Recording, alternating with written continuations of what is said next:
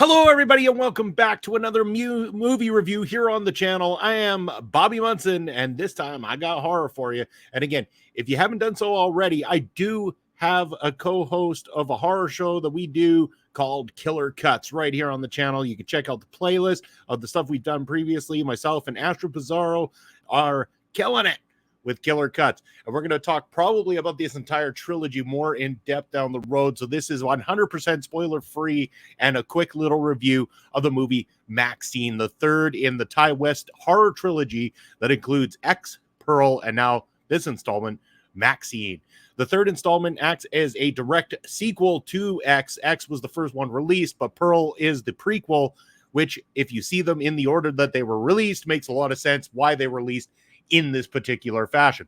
I am a massive fan of this series, starring Mia Goth, who both played Pearl and plays Maxine, this time Minx, in these movies. Maxine finds herself wanting to get out of the adult film industry, something that her and her friends were trying to be a part of or get into or make their independent film in the movie X. And now this time she's made some money. She's done really well for herself in that industry, but now she wants to go further. She wants to make it into the movies. But then we have this intertwining story of the Night Stalker coming in.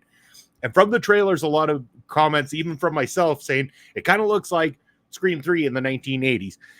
It's a lot less like Scream 3 in the 1980s than I would have thought by the time you actually get to the film itself. And I know there's a lot of people criticizing this movie. I get it. I can see where they're coming from. I understand with the ending. And again, I'm not going to get in spoilers, what people were thinking or why they would have not enjoyed this movie, but I liked it. I really did. Again, I think Mia Goth is fantastic in this role, in these movies. I think just in general, she's a great actress and does really, really well of holding this well together. Ty West, I find to be a great horror film director. So those two elements definitely at play here. I like the style of the film as well, too. And while there were some elements that make it not as strong a entry as the previous two installments, don't get me wrong, this is a good movie, but it's just not quite on the level of X and Pearl. And I think that's where some people are going to find themselves a little bit disappointed with this one. However, I wasn't disappointed. I still love the film. I think it's got some amazing, wonderful elements, including the acting that's done in it and the directing as well, too. So again, my recommendation is if you're a diehard of the series and you want to put your money into it, go see it in a theater. If you're someone who is a bit more of a casual viewer, you know this will inevitably come to streaming, so you can probably wait for streaming on this one. There's nothing that makes it a draw to the box office necessarily, unless you're a massive movie-going horror buff.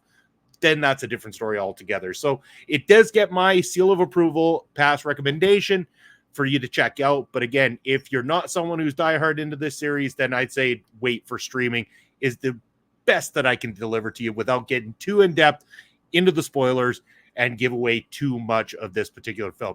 So I want to know what you thought. What did you think? Let me know in the comment section below. Did you like this entry? And do you like the other entries in this one? Which one do you find is your absolute favorite? What's your favorite moment from the Ty West trilogy? Are there other horror movies or other movies in general you'd like to see me review on the channel? Let me know in the comments section below. And remember to subscribe, give this video a thumbs up, and turn on that notification bell so you know anytime we have new material coming out here on our local establishment's YouTube channel.